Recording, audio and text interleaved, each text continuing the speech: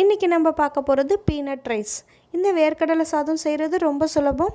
10லேருந்து 15 நிமிஷத்துக்குள்ளே நம்ம இந்த பீனட் ரைஸை செஞ்சிடலாம். இது குழந்தைங்களுக்கு லஞ்ச் பாக்ஸ் ரெசிப்பியாக நம்ம கொடுத்து அனுப்பலாம். குழந்தைங்கள்லேருந்து பெரியவங்க வரைக்கும் எல்லாருமே ரொம்ப விரும்பி சாப்பிடுவாங்க.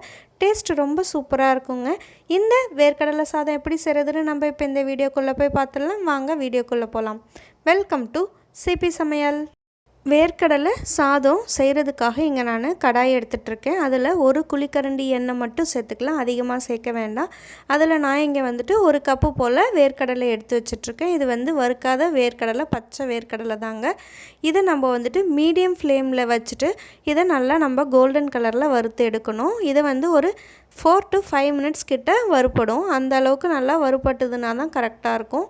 இல்லாட்டி இது சவுக்குன்னு இருக்கும், ஒழுங்காக வறுப்படலை அப்படின்னா. ரொம்ப வறுத்துட்டோம் அப்படின்னா நம்மளுக்கு இது கருகுன மாதிரி ஆகிடும். அதனால் மீடியம் ஃப்ளேமில் வச்சுட்டு கரெக்டாக நம்ம வறுத்து எடுத்துக்கலாம். ஏன்னா ரொம்ப முக்கியமான இன்க்ரீடியண்ட் இந்த வேர்க்கடலை சாதத்துக்கு நம்ம வறுக்கிற இந்த வேர்க்கடலை தான். அதனால் பர்ஃபெக்டாக நம்ம வறுத்து எடுத்துடணும்.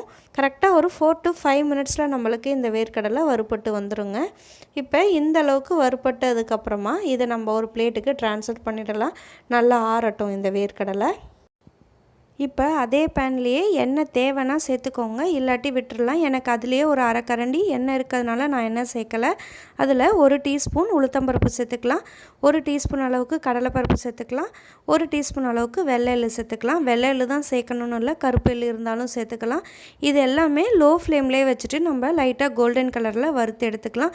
நிறைய எண்ணெய் சேர்த்துட்டோம் அப்படின்னா நம்மளுக்கு இதை பொடியாக அரைக்கும் போது நல்லா உதிரியாக வராது. அதனால் மீடியமான எண்ணெயிலே நம்ம வறுத்து எடுத்துக்கலாம் போதும். எண்ணெய் இல்லாமல் ட்ரையாக வறுத்தோம்னா அது வேறு டேஸ்ட் இருக்கும். அதனால் கொஞ்சமாக எண்ணெய் சேர்த்து நம்ம வறுத்தோம்னா போதும்.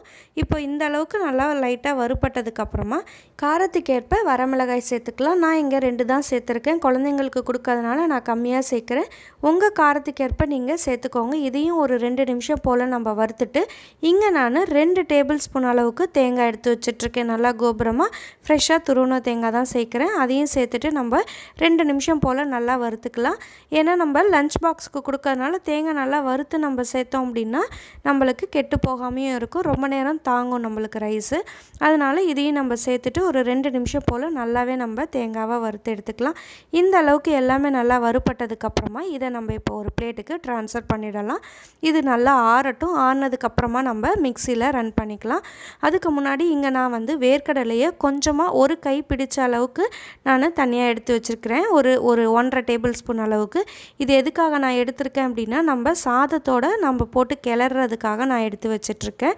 நம்ம இதை திரும்பி இன்னொரு வாட்டி வறுக்க தேவையில்ல. அதனால் நான் இங்கே ஒரு 1.5 டேபிள் ஸ்பூன் அளவுக்கு எடுத்து வச்சுருக்கேன். இது இருக்கட்டும். இப்போ அப்படியே இப்போ வறுக்கடலை தேங்காய் எல்லாமே வறுத்தது நல்லா ஆறிடுச்சு. இப்போ நான் மிக்ஸி ஜாரில் சேர்த்து இதை நம்ம ரன் பண்ணிக்கலாம். ரொம்ப நைஸாக ரன் பண்ணணும் இல்லை, லைட்டாக கொரப்பாக ரன் பண்ணிக்கலாம். இந்த மாதிரி இருக்கணும்.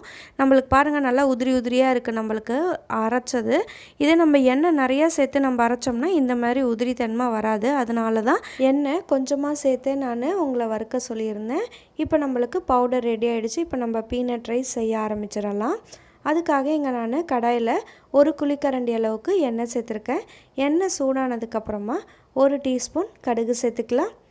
கடுகு பொரியும் போது உளுத்தம்பருப்பு 1 டீஸ்பூன் சேர்த்துக்கலாம், கடலைப்பருப்பு 1 டீஸ்பூன் சேர்த்துக்கலாம். அதோட கொஞ்சமாக கருவேப்பிலை நல்லா வாசனைக்கு சேர்த்துக்கலாம். 1லேருந்து 2 வரமிளகாவை நம்ம கிள்ளி சேர்த்துக்கலாம். இது எல்லாமே நல்லா கோல்டன் கலரில் தாளித்து வந்ததுக்கப்புறமா நம்ம ஆல்ரெடி வறுத்துருந்தோம் இல்லையா வேர்க்கடலையை, நான் ஒரு 1.5 டேபிள் ஸ்பூன் அளவுக்கு எடுத்திருந்தோம் இல்லையா, அதை இப்போ சேர்த்துக்கலாம். சேர்த்துட்டு ஜஸ்ட் 1 நிமிஷம் போல் பெரட்டிட்டு இங்கே நான் ஆல்ரெடி நார்மலாக நம்ம வீட்டில் சாப்பிட்ற ரைஸை தான் நான் வேக வச்சு அதை நல்லா ஆற வச்சு எடுத்து வச்சுருக்கேன். அதை நல்லா உதிரியாக இந்த மாதிரி நான் எடுத்து வச்சிட்ருக்கேன். இப்போ அதையும் சேர்த்துக்கலாம். சேர்த்துட்டு அதோட ஒரு 1/4 டீஸ்பூன் மஞ்சத்தூள் சேர்த்துக்கலாம். இந்த ரைஸ்க்கு தேவையான அளவு நம்ம உப்பும் சேர்த்துக்கலாம். சேர்த்துட்டு இது எல்லாத்தையும் நல்லா ஒரு நிமிஷம் போல் கலந்துட்டு அதுக்கப்புறமா இங்கே நம்ம வேர்க்கடலை தேங்காய் உளுத்தம்பருப்பு கடலைப்பருப்பெல்லாம் சேர்த்து நம்ம பவுட்ரு பண்ணி வச்சுருந்தோம் இல்லையா, அந்த பவுடரை சேர்த்துக்கலாம். நான் இங்கே வந்து வேர்க்கடலை தோல் நீக்காமையே தான் நான் சேர்த்துருக்கேன். உங்களுக்கு விருப்பம் அப்படின்னா நீங்கள் தோல் நீக்கி வேணாலும் சேர்த்துக்கலாம். பட் தோல் நீக்கி சேர்க்குறதும் நீக்காமல் சேர்க்குறதுனாலையும் ஒரு பெரிய டிஃப்ரென்ஸ் நம்மளுக்கு டேஸ்ட்டில் கிடைக்காது. எல்லாமே ஒரே மாதிரி தான் இருக்கும். அதனால் நான் தோலோடு தான் அரைச்சிருக்கேன். இப்போ இது எல்லாத்தையும் சேர்த்துட்டு நல்லா நம்ம இந்த மாதிரி கலந்து விட்டுட்டோம் அப்படின்னா நம்மளோட வேர்க்கடலை சாதம் சூப்பராக ரெடி ஆகிடுச்சு. பாருங்கள் எவ்வளோ உதிரி உதிரியாக இருக்குது பாருங்கள். நம்மளோட ரைஸு ரொம்ப டேஸ்ட்டாக இருக்கும். இந்த மாதிரி பீனட் ரைஸை நீங்களும் லஞ்ச் பாக்ஸ்க்கு செஞ்சு கொடுங்க. கண்டிப்பாக குழந்தைங்க விரும்பி சாப்பிடுவாங்க. இப்போ இது எல்லாமே நல்லா நம்மளுக்கு மிக்ஸ் ஆகிடுச்சு. இப்போ கடைசியாக ஒரே ஒரு ஸ்பூன் நெய் மட்டும் சேர்த்துட்டு நம்ம உடனே ஸ்டவ் ஆஃப் பண்ணிவிட்டு இறக்கிடலாம். அவ்வளோதான், நம்மளோட சூப்பரான பீனட் ரைஸ் ரெடி ஆகிடுச்சு. கண்டிப்பாக இந்த வீடியோ உங்களுக்குலாம் பிடிச்சிருக்குன்னு நினைக்கிறேன். பிடிச்சிருந்தா மறக்காமல் இந்த வீடியோவுக்கு ஒரு லைக் கொடுத்துருங்க. உங்கள் ஃப்ரெண்ட்ஸ் அண்ட் ரிலேட்டிவ்ஸோட ஷேர் பண்ணிக்கோங்க.